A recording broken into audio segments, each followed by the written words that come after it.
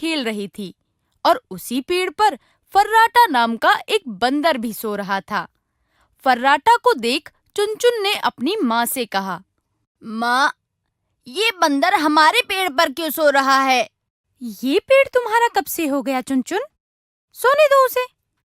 लेकिन माँ, जंगल में और भी तो पेड़ हैं। इससे कहो किसी दूसरे पेड़ पर जाकर सोए। चुनचुन, जैसे ये जंगल सबका है, वैसे ही ये पेड़ भी सबका है। इसीलिए तुम इस पेड़ से उसे नहीं हटा सकती। किट्टू ये बोलकर चली गई, लेकिन चुनचुन को एक शरारत सूझी। वो बंदर के पास पहुंची। उसने बंदर की पूंछ को पेड़ की टहनी से बांध दिया।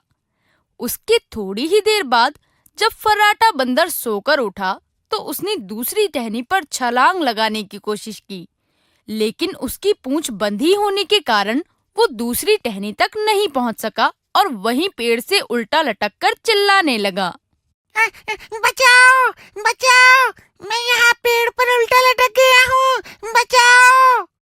फर्राटा के चिल्लाने की आवाज सुनकर सभी जानवर वहां आ गए और तभी वहां मौजूद जंगल का राजा शेर सिंह बोला, अरे फर्राटा, तुम इतना चिल्ला क्यों रहे हो?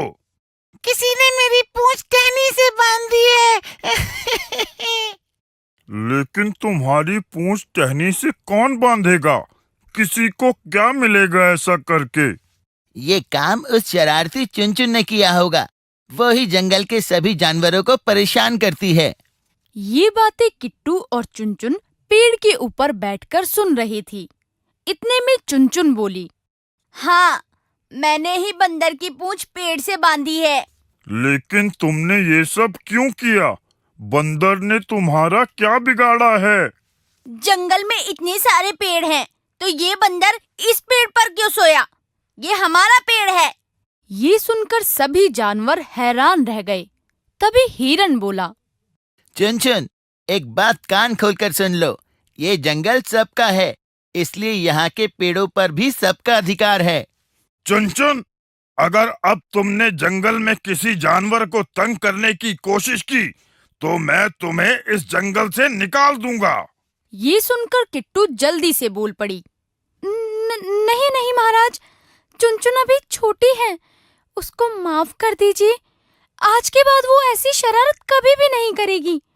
मैं अभी फर्राटा की पूंछ खोल देती हूँ। ये कहकर किट्टू फर्राटा बंदर की पूंछ पेड़ की टहनी से खोलने लगी और तभी फर्राटा बंदर पेड़ से गिर गया। इतने में शेर सिंह बोला, किट्टू, किट्टू, समझा देना अपनी बेटी को। ये उसके लिए आखिरी चेतावनी है। ये बोलकर शेर सिंह और जंगल के बाकी जानवर वहां से चले गए और किट्टू ने चुनचुन से कहा, चुनचुन, तुम ये शरारतें करना कब छोड़ोगी? तुम्हारी ये नासमझी किसी दिन तुम्हारे लिए मुसीबत बन जाएगी, समझी? किट्टू की बात का चुनचुन पर कोई असर नहीं हुआ। ऐसे ही कुछ दिन बीत गए कि तभी किट्टू को किसी काम से जंगल से बाहर जाना पड़ गया और उसने चुनचुन से कहा, चुनचुन, मैं एक जरूरी काम से जंगल के बाहर जा रही हूँ, लेकिन तुम यहाँ किसी को परेशान मत करना और जंगल से कहीं दूर मत जाना।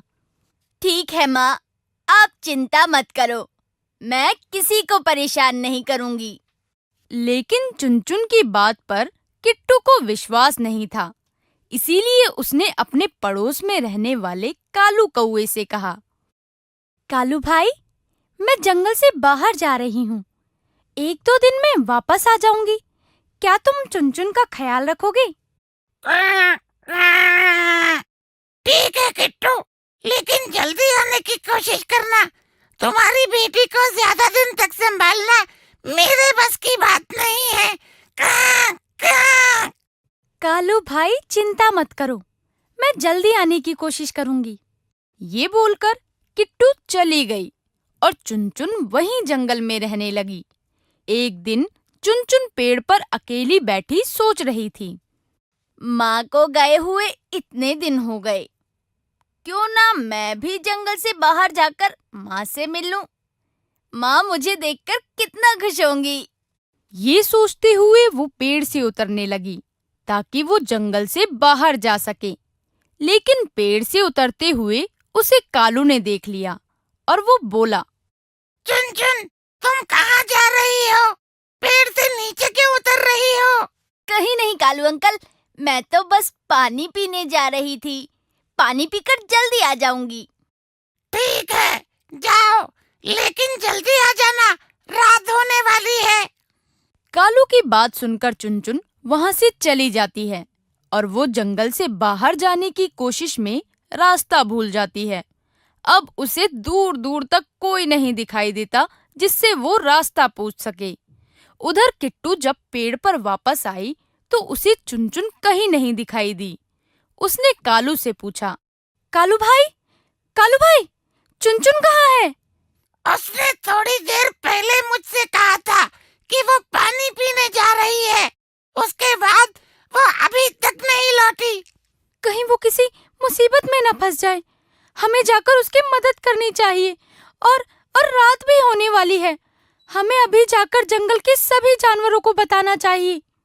ये कहकर किट्टू और कालू ने जंगल के सभी जानवरों को सारी बात बता दी।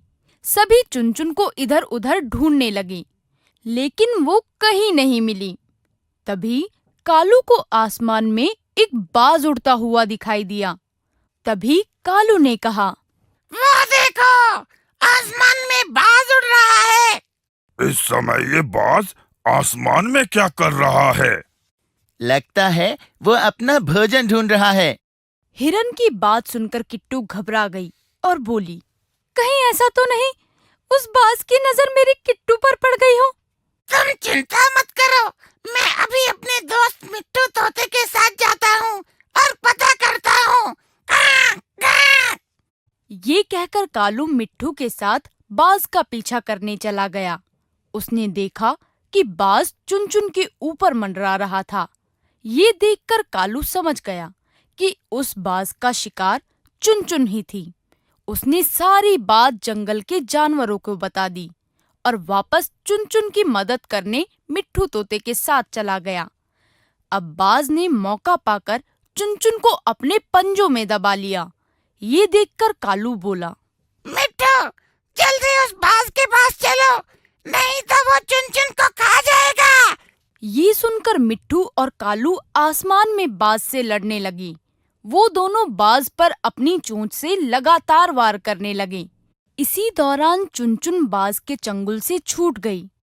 चुनचुन को नीचे गिरता देख जानवरों ने पत्तियों और घास से बना हुआ जाल नीचे बिछा दिया।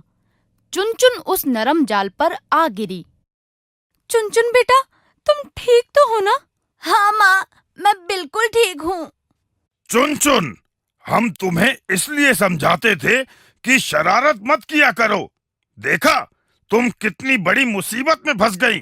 ये सुनकर चुनचुन अपनी माँ से बोली, मुझे माफ कर दो माँ, मैंने कभी आपकी बात नहीं सुनी। अब से मैं